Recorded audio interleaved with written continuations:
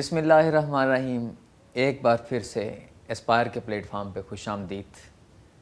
कल हमने chemistry lecture 8 में एम्पिरिकल फार्मूला पढ़ा। आज हमने कल तो आपको बता दिया जनाब कि ये ग्लूकोज है, उसके अंदर ये कार्बन, ये हाइड्रोजन, ये ऑक्सीजन। कार्बन इतने %, हाइड्रोजन इतने %, ऑक्सीजन इतने %। यकीन नहीं हुआ। आज यकीन करना है, आज देखना है, ग्लूकोज पकड़ना है, पकड़ के जलाना है, जला के उसके अंदर से उसके टुकड़े, उसकी हड्डियां तोड़नी है। एक एक करके आज हमने देखना है उसमें कौन है, ये किसका बना है, कौन कितने % इसके अंदर। तो लिहाजा आज हम एम्पिरिकल फार्मूला ही पढ़ेंगे, लेकिन ये एक नया टॉपिक है। Empirical formula from combustion analysis. Combustion का मतलब होता है जलाना, ये वाला जलाना, वो वाला जलाना नहीं जो आप सोच रहे हैं। ये जो एक चीज़ पकड़ना है, इसको कंबस्ट करना है, जलाना है। ग्लूकोज पकड़ना है, सक्रोज पकड़ना है, कोई कंपाउंड लेना है, उसे जलाना है, जला के उसके टुकड़े करने हैं, फिर चेक करना है उसके अंदर से क्या निकला, कितना निकला, कितने % निकला। तो जब % मालूम हो जाएगी तो वो याद कीजिए, पिछले लेक्चर में हमने पढ़ा था कि सबसे पहला स्टेप क्या होता है एम्पिरिकल फार्मूला फाइंड करने के लिए, %। आए आज हमने % फाइंड करने के लिए कंबस्शन एनालिसिस पढ़नी है। तो देखते हैं कि कंबस्शन एनालिसिस होती क्या है। एनालिसिस का मतलब मैंने आपको बताया था, एनालिसिस का मतलब होता है तजिया करना, जांचना, परखना, शनाख्त करना, मालूम करना, परखना, पड़ताल करना। मतलब एक चीज़ को जलाना है, उसको जला के उसके अंदर से शनाख्त करना कि उसके अंदर क्या पाया जाता है। This is known as combustion analysis. इसकी डेफिनेशन मैंने आपके सामने के लिए आपके सामने लिख दी है, लीजिए। कंबस्शन एनालिसिस क्या होता है? Method used to determine the amount of elements, कि ये ग्लूकोज में कार्बन कितने % है, हाइड्रोजन कितने % है, ऑक्सीजन कितने % है। उन कार्बन की, हाइड्रोजन की, ऑक्सीजन की एक एक अलग-अलग तमाम एलिमेंट्स की % निकालना, अमाउंट निकालना, मिकदार निकालना।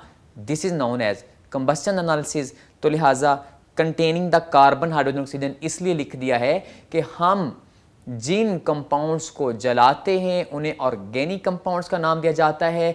मतलब इस प्रोसेस के ज़रिए जिनकी हम % फाइंड कर सकते हैं।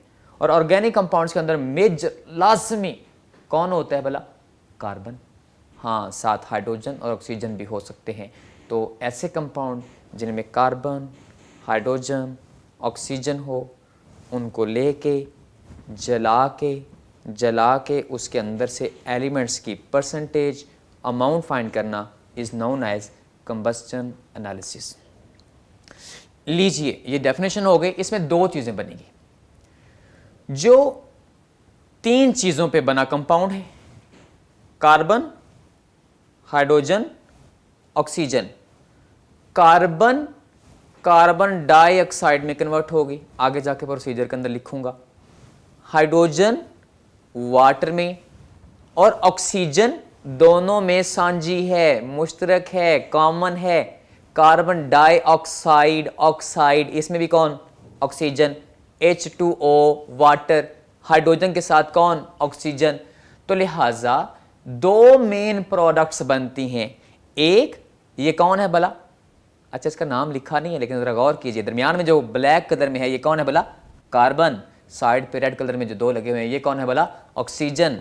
तो जनाब इसका नाम है कार्बन डाइऑक्साइड। इसके बाद हमारे पास एक और चीज़ बनेगी, सॉल्ट प्रोडक्ट्स कौन सी हैं? वो हमारे पास एक कार्बन डाइऑक्साइड होगी और दूसरी, अच्छा इसमें रेड है जो, वो कौन है भला? ऑक्सीजन। 2 साइड पे जो वाइट हैं वो कौन है भला? H। तो ये कौन बन गया भला? H2O। 2 प्रोडक्ट्स आपने MCQ के तौर पर भी याद रखनी है कि कौन सी 2 प्रोडक्ट्स बनती हैं कंबस्शन एनालिसिस के दौरान। Definition, products. अब तीसरे नंबर पे आपने याद रखना है डायग्राम, फिर हम इसका नीचे प्रोसीजर लिखेंगे। ज़रा डायग्राम में ध्यान से देखें, कंबस्शन ट्यूब बना दी मैंने। कंबस्शन ट्यूब का सबसे पहला पार्ट देखें, ये फर्नेस है।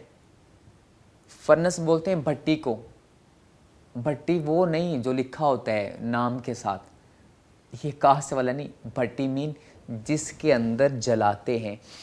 कभी वो तंदूरी टाइप चीज़ देखी हो ना आपने, मतलब चूल्हा है ये, इसके अंदर रख के चीज़ हमने जलानी है, ऑक्सीजन सप्लाई करनी है। लीजिए सबसे पहले भट्टी है, फर्नेस है, इससे चीज़ जलेगी, वो आगे सारी जितना जो भी कुछ बना है वो जनाब आगे जा रहा है।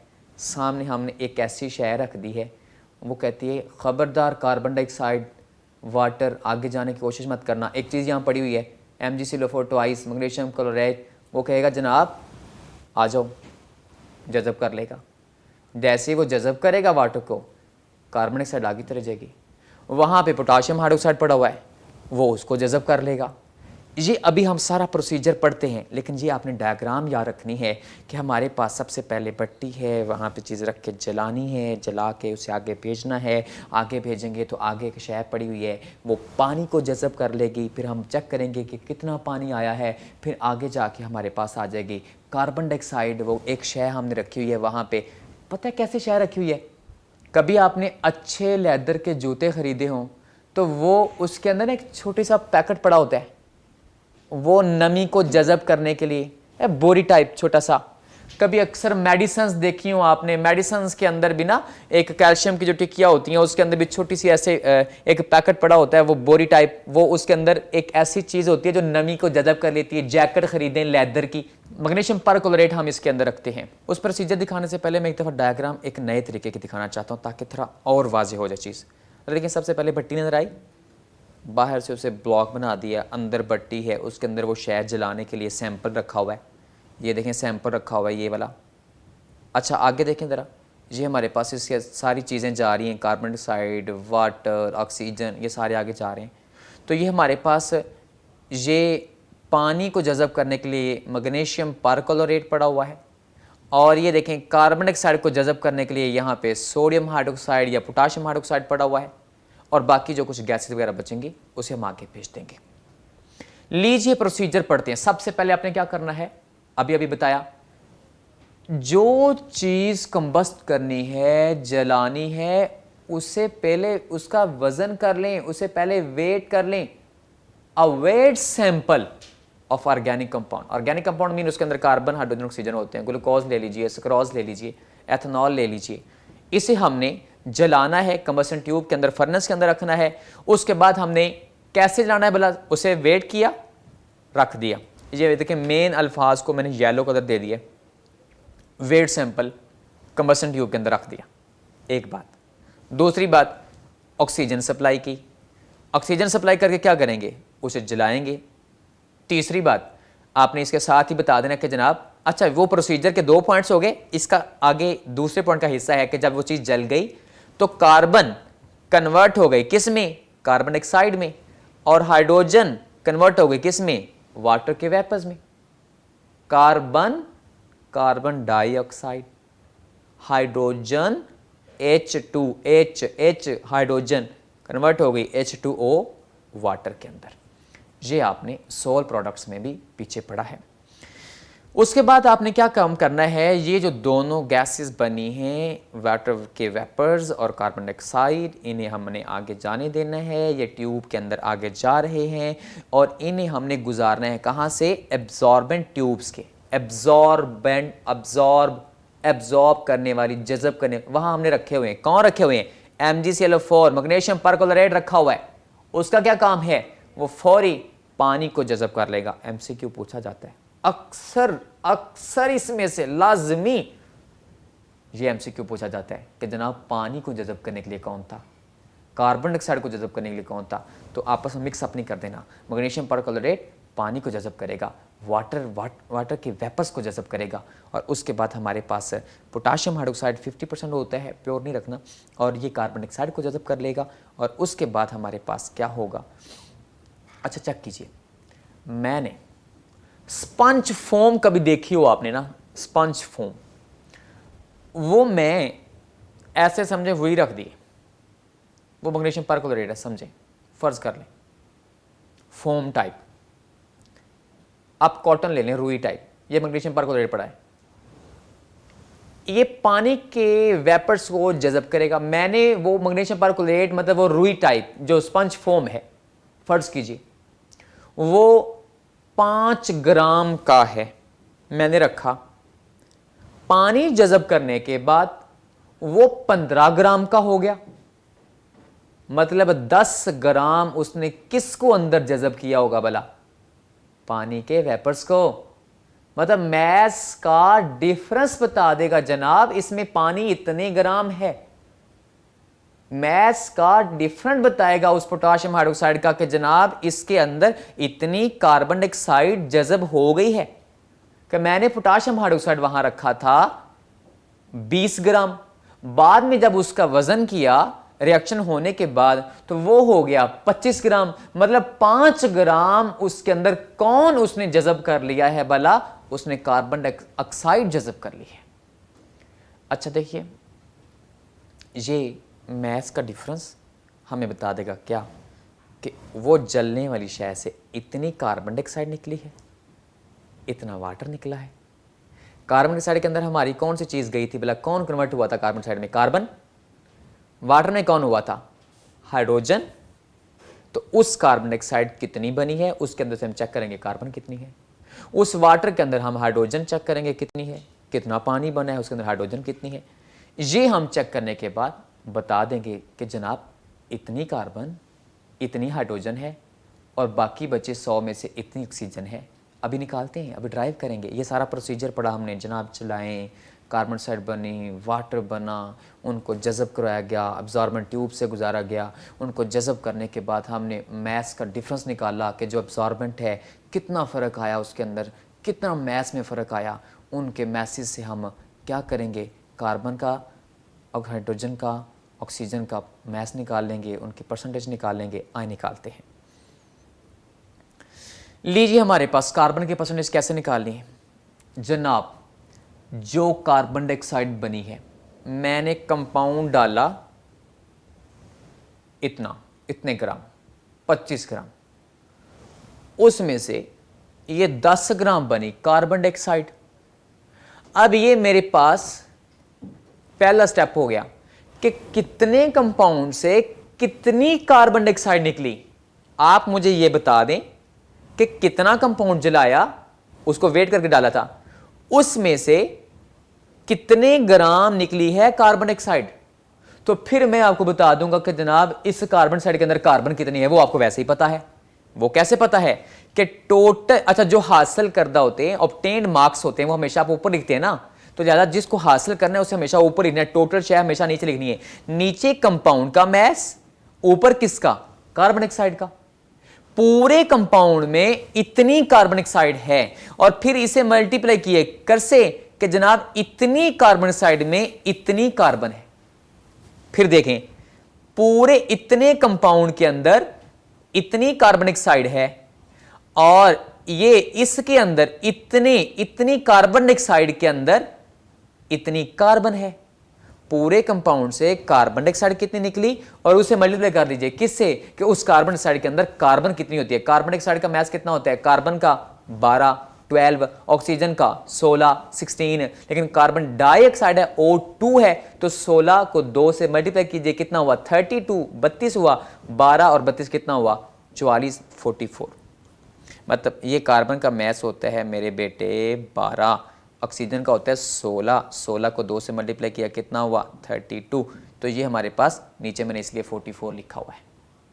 और परसेंटेज के लिए हमेशा किससे मल्टीप्लाई करते हैं? 100 से। अब इसके बाद चेक करते हैं हाइड्रोजन की परसेंटेज। हाइड्रोजन की परसेंटेज कैसे निकालनी है? पूरे कंपाउंड में पानी कितना है, ये देखें, वाटर लिखा हुआ है, वाटर, ये हमारे पास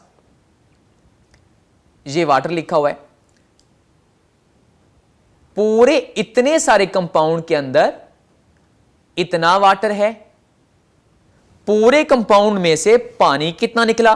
फिर हम आपको बता देंगे कि जनाब इस पानी के अंदर, ये वाटर के अंदर हाइड्रोजन कितनी होती है। ये देखें, ये हाइड्रोजन लिखी हुई है, ये 2 किसका मैस होता है? एक H का मैस कितना होता है? 1.008।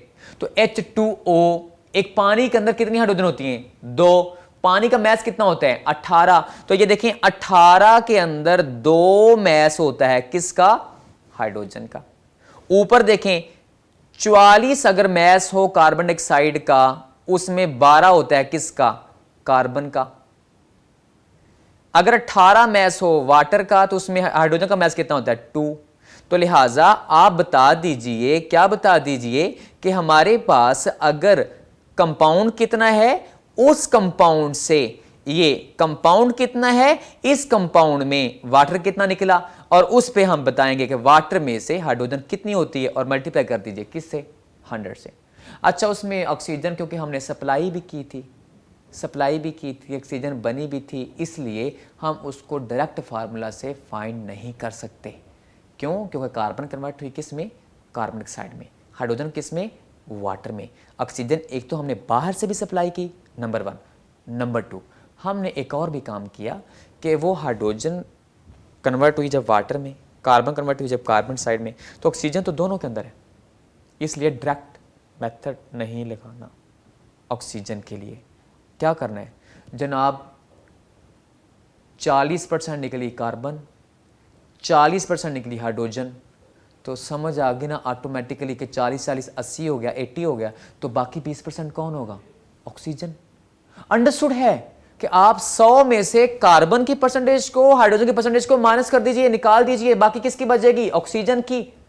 आए दिखाते हैं फार्मूला क्या हुआ, परसेंटेज ऑफ ऑक्सीजन क्या है, 100 में से ये कार्बन की परसेंटेज और हाइड्रोजन की परसेंटेज को जमा करके, ये देखिए ये लिखा हुआ माइनस, इसे क्या कर दीजिए, निकाल दीजिए, माइनस कर दीजिए। ये हमारे पास फार्मूला था। और इसके बाद एग्जाम्पल करेंगे, एक एग्जाम्पल नंबर 4 आपके चैप्टर नंबर 1 की। हमें एक सैम्पल दिया गया है, उस कार्बन, हाइड्रोजन, ऑक्सीजन, उसमें परसेंटेज बताई हुई है। क्या बताई हुई है जनाब, इतने परसेंट, ये इसमें मैस दिया हुआ है, ये इतना कार्बन डाइऑक्साइड का, इतना वाटर का, उसे हमने जलाया, और इतना कंपाउंड का। अब ये भी 3 फार्मूलाज आपको बताए हैं, उन तीनों को अप्लाई कर दीजिए और इंपीरिकल फार्मूला फाइंड कर लेंगे। परसेंटेज दी हुई है और कैसे निकालनी है परसेंटेज, कार्बन डाइऑक्साइड का मैस दिया हुआ है और वाटर का भी दिया हुआ है। नीचे ये देखें ये किसका मैस है, कंपाउंड का, ऊपर किसका, कार्बन डाइऑक्साइड का। और ये तो पहले ही फार्मूले में हमने लिखा हुआ था कार्बन डाइऑक्साइड का मैस, और ये किसका, कार्बन का मैस, और मल्टीप्लाई कर दिया किससे, 100 से, लिए जवाब आ गया। हाइड्रोजन की परसेंटेज निकालनी, हाइड्रोजन की परसेंटेज किससे, वाटर से। तो देखें नीचे किसका मैस है, कंपाउंड का, ऊपर किसका, वाटर का। तो ये वाटर में हाइड्रोजन कितनी होती है, इतनी होती है, 2 होती है, ये अभी अभी फार्मूला में आपको बता के आया हूं, और मल्टीप्लाई कर दें किससे, 100 से। अब ऑक्सीजन की परसेंटेज का तरीका भी मैंने आपको बताया, क्या बताया था कि 100 में से कार्बन की, हाइड्रोजन की माइनस कर दीजिए, बाकी किसकी बच जाएगी, ऑक्सीजन की परसेंटेज बच जाएगी। लें उसका भी जवाब आ गया हमारे पास। अभी हम देखते हैं, पहला स्टेप हो गया। पिछले लेक्चर को जिसने नहीं सुना था, एक बार फिर ध्यान से सुन लीजिए। एम्पिरिकल फार्मूला फाइंड करने के 4 स्टेप होते हैं, मैंने बताए थे। Number 1 percentage, number 2 number of gram atom निकालना, मोल्स निकालना। पहला काम हो गया, क्या, परसेंटेज निकाल दी। Number 2 number of gram atom निकालना। तो नंबर ऑफ ग्राम एटम निकालते हैं, कैसे निकालेंगे, जो आपके पास परसेंटेज है उसे डिवाइड कर दीजिए किस पे, मोलर मैस पे, एटॉमिक मैस पे। कार्बन का मैस कितना होता है 12, हाइड्रोजन कितना होता है 1, ऑक्सीजन कितना होता है 16। आए हम उसका काम करते हैं, ग्राम एटम निकालते हैं। तो सबसे पहले कार्बन के देखें, जितनी परसेंटेज निकली है उसे 12 पे तकसीम कर दिया, जवाब आ गया 4.34। अच्छा हाइड्रोजन को देखें, हाइड्रोजन का ये देखें, ये 13 जितनी परसेंटेज निकली उसे डिवाइड कर दें किस पे, एटॉमिक मैस पे। हाइड्रोजन का मैस कितना होता है 1। उसके बाद ऑक्सीजन का निकालना है, तो जितनी परसेंटेज निकली है 34, उसको डिवाइड कर दें किस पे, ऑक्सीजन के मोलर मैस पे। एटॉमिक मैस उसका कितना होता है, मोलर मैस कितना होता है 16 होता है। तो डिवाइड करने पे ये लें, जवाब आ गया। अब देखते हैं तीसरा स्टेप क्या होता है, एटॉमिक रेशो। एटॉमिक रेशो क्या होता है, एटम्स की रेशो क्या होता है कि जनाब जितने मोल आए उनमें सबसे छोटी वैल्यू चेक करें। ये कितनी है जनाब 4.34, ये वाली, ये कितनी है 13, ये कितनी है 2। तो सबसे छोटी वैल्यू कितनी है 2। तो जो सबसे छोटी वैल्यू है उस पर हम क्या कर देते हैं, तमाम मोल्स को तकसीम कर देते हैं, ये एटॉमिक रेशो निकल आएगी। ये पिछले लेक्चर में तफसील से बता चुका हूं मैं। अच्छा देखें जी, मोल पहले के, दूसरे के, तीसरे के, कार्बन, हाइड्रोजन, ऑक्सीजन के, सबको सबसे छोटी वैल्यू 2.17 उस पर डिवाइड कर दीजिए। लीजिए आपके पास सब के एटॉमिक रेशो आ गई है। सबकी जो एटॉमिक रेशो आ गई है 2, 6 और 1, ये आपका क्या आ गया, एम्पिरिकल फार्मूला C2H6O ये एम्पिरिकल फार्मूला था। और इसके बाद हमारे पास ये क्या है भला, गौर कीजिए, 2 कार्बन है, उसमें हाइड्रोजन की गिनती कीजिए, ऑक्सीजन की गिनती कीजिए। ये हमारे पास C2H6O, ये एथानोल है, जिसे लोग शराब के नाम से नहीं जानते। एथानोल स्पिरिट लैम्प में भी इस्तेमाल होता है, वैसे ही आपको बता रहा हूँ ताकि आपके जहन में रहेगा। ये एथानोल बन गया, ये उसका एम्पिरिकल फार्मूला आ गया है। लीजिए हमारे पास ये एथानोल था। आज जो आपने पढ़ा उसमें से कौन से क्वेश्चन आपने तैयार रखने हैं। सबसे पहले कि डायरेक्ट मेथड क्यों नहीं इस्तेमाल करते, उसके बाद आपने याद ऑक्सीजन के लिए क्यों, क्योंकि आपको पता था कार्बन कन्वर्ट होती है कार्बन साइड में, हाइड्रोजन कन्वर्ट होती है वाटर में। ऑक्सीजन किसी स्पेशली चीज़ में इस्तेमाल नहीं होती, और ऑक्सीजन हमने बाहर से भी सप्लाई की थी कंबशन के लिए। उसके बाद आपने याद रखना है कंबशन एनालिसिस होता क्या है, इसे किस मकसद के लिए इस्तेमाल किया जाता है। एग्जाम्पल 4 आपने याद रखनी है, और उसके बाद आपने याद रखना है कि 2 सोल प्रोडक्ट्स कौन सी हैं। इंस्पायर की क्लासेस को एंजॉय करते रहिए, फिर मुलाकात होगी कल इंशाल्लाह। अपना बहुत सा ख्याल रखिए। Thank you. अल्लाह हाफिज़।